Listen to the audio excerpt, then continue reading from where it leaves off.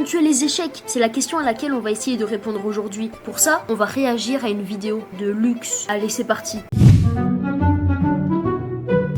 Est-ce que vous connaissez le mythe de l'algorithme de Dieu? C'est une théorie qui stipule que, dans un jeu combinatoire aux règles fixées, il existerait forcément un algorithme qui donnerait la meilleure solution.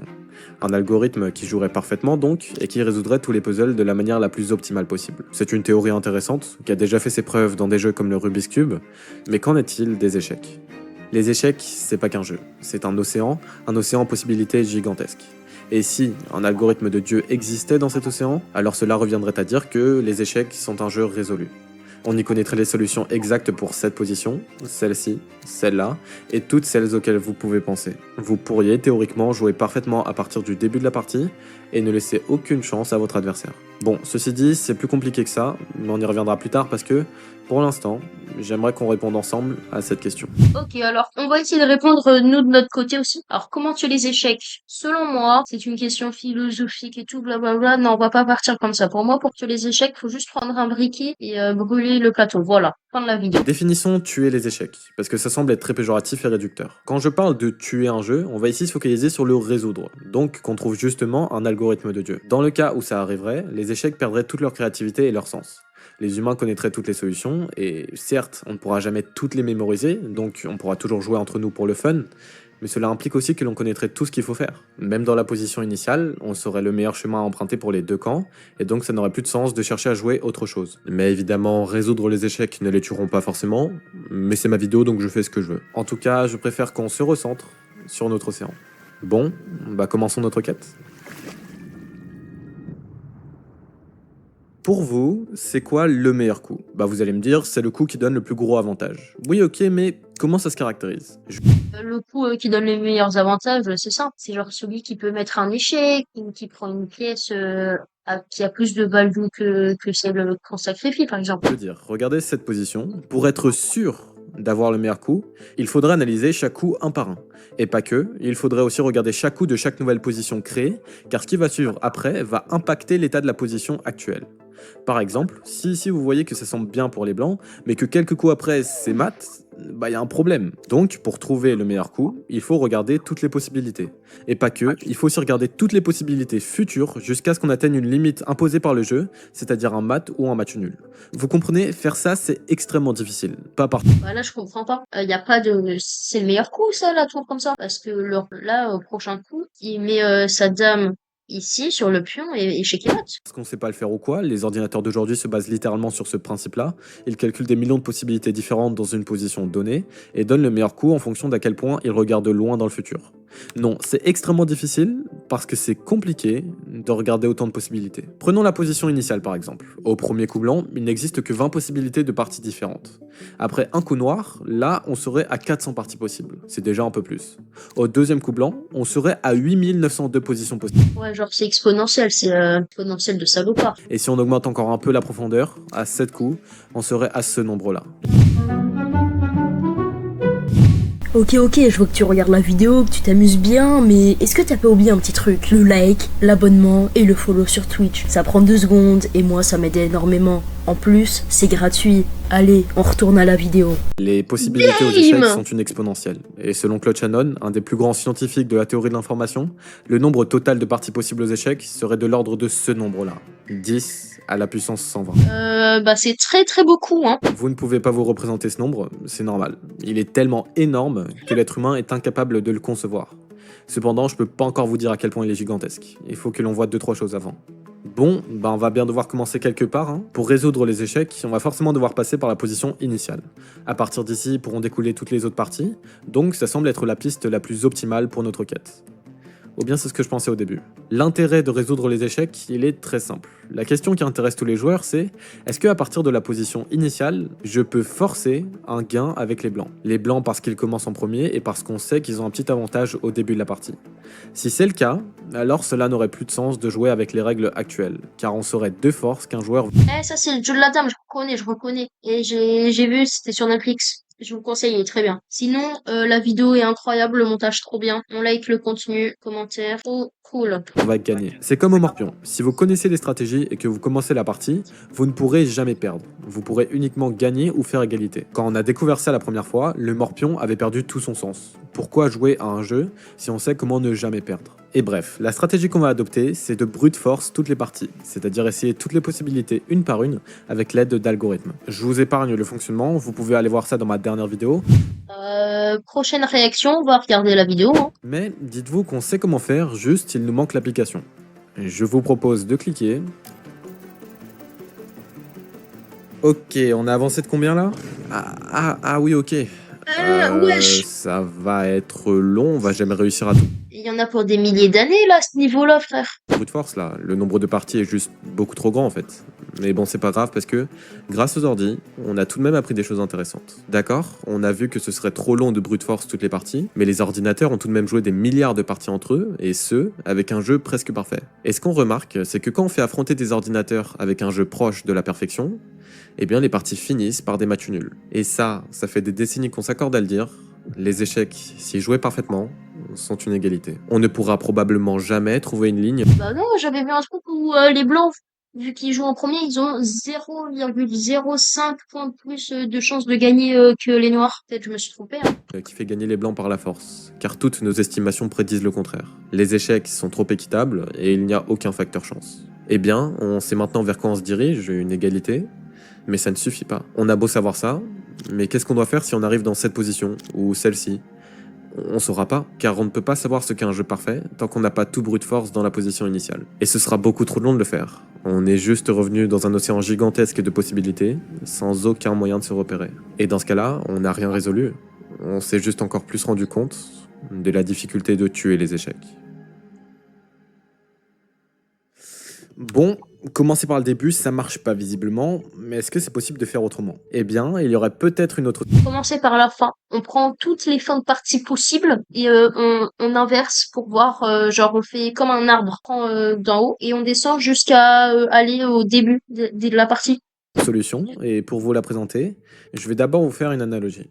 Est-ce que vous connaissez la technique à rebours des labyrinthes? C'est une technique qu'on a tous plus ou moins découverte en primaire quand on s'amusait à résoudre ce genre de puzzle. La technique consiste à commencer non pas par le début du labyrinthe, mais par la fin. Ça semble ne rien changer du tout à première vue, mais en réalité c'est très efficace. Vous pouvez essayer chez vous, voici deux labyrinthes similaires, essayez de commencer par le début, puis par la fin, et constatez la différence d'efficacité. Cette technique comporte plusieurs avantages, puisqu'elle permet de réduire le nombre de fausses pistes potentielles.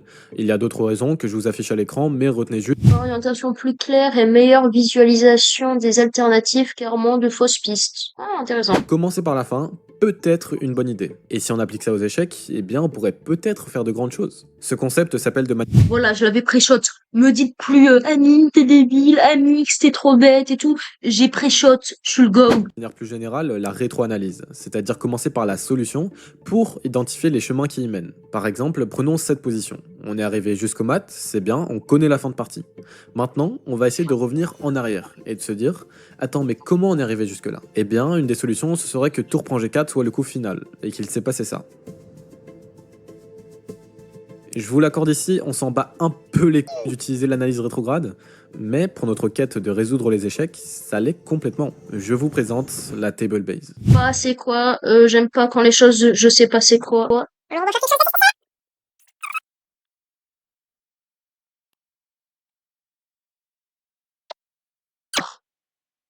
Une table base aux échecs est une base de données précalculée des finales qui indique des résultats parfaits, gains, nuls ou pertes et le meilleur coup. Ok, la table base c'est quoi? Eh bien c'est une grosse base de données qui stocke des coups. Mais pas n'importe quel coup, les meilleurs coups dans absolument n'importe quelle position avec 7 pièces ou moins sur l'échiquier.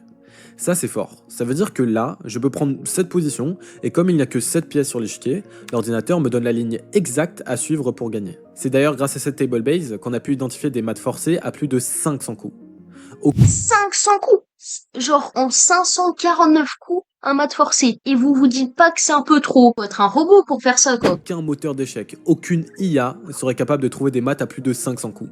Comment c'est possible? Eh bien, c'est la puissance de la rétroanalyse. Comprenons ensemble son fonctionnement. La rétroanalyse part d'une position de base définie. Prenons celle-ci par exemple. Il est impératif que cette position de base soit une fin de partie, par mat, par patte, bref. Puis, à partir de là, on imagine des scénarios.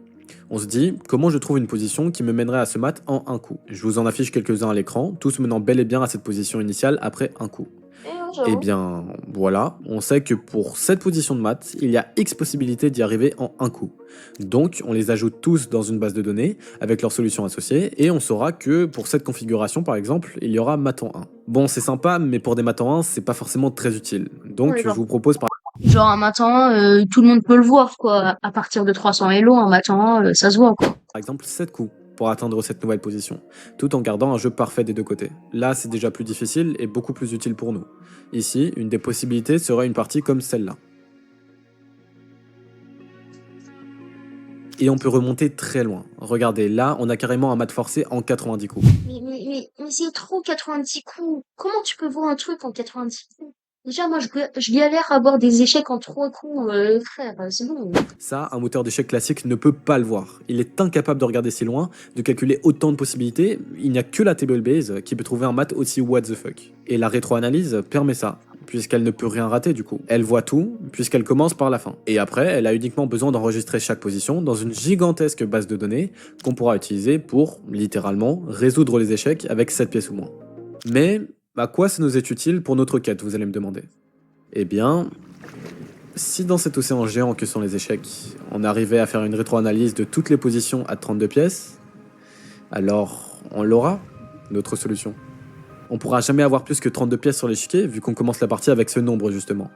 Et l'avantage, c'est qu'il y aura beaucoup moins de choses à calculer, parce qu'on cherche à déterminer les évaluations de chaque position et non de chaque partie. Et comme il y aura toujours moins de positions qu'il y a de parties, car une partie est un enchaînement de plusieurs positions distinctes, bah ça veut dire que la rétroanalyse est parfaite pour résoudre les échecs. Allez, au travail, je branche mon ordi et c'est parti pour brute force toutes les positions avec l'analyse rétrograde. C'est long un peu, non? Ouais, ça va être un peu long. Ah oui, quand Ça va même. être carrément long là. Et genre, il y en a pour 200 ans, quoi. Bon, ok, évidemment, c'est pas si facile, sinon on l'aurait déjà fait. Et la raison, c'est la même qu'avant, il y a beaucoup trop de possibilités. Pour 7 pièces ou moins, il existe au total un peu plus de 550 milliards de positions différentes. Pour 8 pièces, ce nombre passe à environ 30 billions. Pour 12 pièces, il passe maintenant à ce nombre estimé. Et pour 32 pièces, on arrive à un nombre gigantesque de positions possibles, estimé entre 10 puissance 45 et 10 puissance 50. C'est évidemment beaucoup moins que le nombre Alors, c'est beaucoup moins, mais ça reste énormément giga beaucoup, quoi. de parties existantes, mais ça reste énorme. Ouais, ça allait être giga long quoi. Oh, c'est bon, j'ai compris, Chipsou. En gros, si on essayait de rétroanalyser chaque position de ce nombre énorme avec un seul ordinateur à raison de une position par seconde, ouais, l'univers aurait eu le temps de s'éteindre avant. Donc, Ah ouais, donc c'était pas 200 ans, c'était super beaucoup milliards d'années, quoi. Ah ouais, j'étais loin du compte. comment pourrait-on faire? Est-ce vraiment impossible? Est-ce que cet océan est beaucoup trop profond pour qu'on puisse y trouver la lumière? Pour en avoir le cœur net, je vous propose que l'on essaye, mais que l'on essaye vraiment. Et pour ça, je vais ramener mon équipe. Je vous invite à me donner tous vos appareils électroniques parce qu'on va en avoir besoin. Si l'on veut un jour résoudre les échecs, il nous faut accumuler le maximum de puissance de calcul disponible sur Terre pour tous les diriger vers le même objectif, résoudre la table Ouais, genre un Genki Dama Dark Dragon Ball Z Prime. base à 32 pièces. Merci de votre partage. Avec vous et tout ce que l'on a sur Terre, la puissance de calcul estimée aujourd'hui est d'environ 10 puissance 23 flops. Cela peut ne rien vous signifier et Exact. Ça ne peut rien me signifier. ce n'est pas grave, mais retenez que c'est beaucoup. Cela signifie que l'ordinateur peut globalement faire ce nombre d'opérations mathématiques chaque seconde. On peut faire énormément de choses avec ça. N'importe quelle IA entraînée avec une telle puissance de calcul pourrait devenir infaillible en quelques centièmes de seconde. Il nous faut Ah ouais, donc c'est cool, quoi. aussi développer l'algorithme de la table base. Roger, tu peux t'en charger s'il te plaît? Vas-y, pas de soucis. Nickel. Faudra bien stocker tout ça quelque part, ça en fera des positions. Rien que stocker la table base à 7 pièces, ça nous avait demandé 140 téraoctets. On va confisquer vos disques durs aussi. Ce ne sera pas Non, mais c'est de la bulle, là. Rends-moi mes affaires, frère. Ouah, c'est du racket à ce niveau-là. suffisant, mais pour le bien de l'histoire, partons du principe que ça le fera. La base de données est maintenant capable de stocker des nombres colossaux de positions. Nickel ça. Roger, tu t'en sors? Oui, chef, j'ai codé l'algorithme, ça nous demandera 10 puissance 3 opérations par position. Parfait, on peut donc analyser presque 10 puissance 20 positions chaque seconde. D'ailleurs, on a combien de C'est trop bien, c'est énorme. Position à calculer, Christophe? J'ai pris la moyenne des chiffres estimés, donc environ 10 puissance 47 positions distinctes au total. Ça fait beaucoup, mais ça va le faire, allez. Qu'est-ce qu'il nous manque? Qu'est-ce qu'il nous manque? Ah, oui, je sais. Hop, parfait. Eh bien, je pense qu'on est prêt à connaître la vérité. Roger, quand je te dis top, tu lances le chrono. Je fais ça. Attends, c'est moi ou il vient de péter la montre à Yumi Denzel, là? Bon, eh bien, si vous ne voyez pas d'inconvénient à ce que l'on tue les échecs, top. 10 pièces trouvées en 1 seconde. 11 pièces trouvées en 17 minutes. 12 pièces trouvées en 1,2 jours. Oh putain, ça va être long. 16 pièces trouvées en 31,7 ans. Ouais, c'est exponentiel, quoi. 22 pièces trouvées en 24 millions d'années. Je pense que c'est impossible. 26 pièces trouvées en 287 milliards d'années. Donc les 32 pièces résolues en 31,7 trillions d'années. Ouais, alors du coup, ça me semble pas possible. C'est très très très beaucoup. Voilà, ce nombre, 31,7 trillions d'années, alors que nous avons tout donné pour trouver la vérité. Un nombre grandement estimé, vous ne trouverez d'ailleurs pas de chiffre définitif sur internet, mais voilà l'échelle de grandeur dans laquelle on se situe pour résoudre les échecs. Bien évidemment, c'est un temps absolument colossal, hein, des millions de fois plus long que l'âge de l'univers, même si c'est toujours moins que le temps qu'il me faudra pour trouver une meuf, et en voyant ce nombre, Un coéquipier dans l'UFC célibataire. Je me sens moins seul. j'arrivais juste pas à y croire.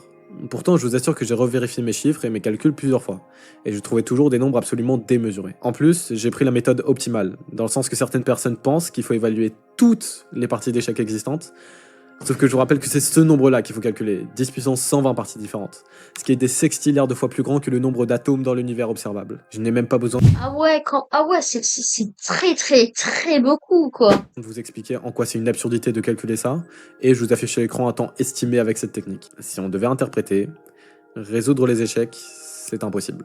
À l'heure actuelle, en tout cas, tant que l'humanité n'aura pas trouvé un moyen. Ça veut dire que les échecs sont un jeu qui ne peuvent pas être finis avant des centaines de trillions d'années. Autrement dit, c'est le meilleur jeu du monde. Voilà. Fin du débat, j'ai pas plus d'arguments. D'augmenter drastiquement ses performances, eh bien on peut dire que cet océan nous restera à jamais inconnu.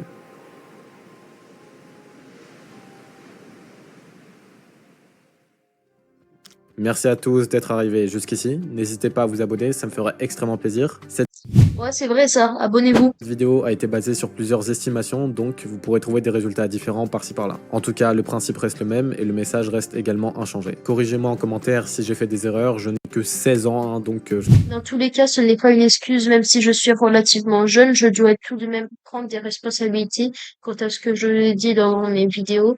Si j'ai fait de mauvaises recherches, c'est de ma faute, donc je fais mon maximum pour ne pas faire d'erreurs, mais je ne peux pas les garantir, surtout sur un sujet comme celui-ci, dont personne n'a encore parlé et qui repose sur des estimations. Bref, j'arrête de me justifier, abrège frère. Vous deux. que je ne proclame pas avoir la science infuse. N'hésitez pas à rejoindre mon Discord aussi, on est bientôt aux 1000 membres, donc merci à vous. En tout cas, c'était Lux. Ciao. Donc voilà, c'était Amix. Ciao.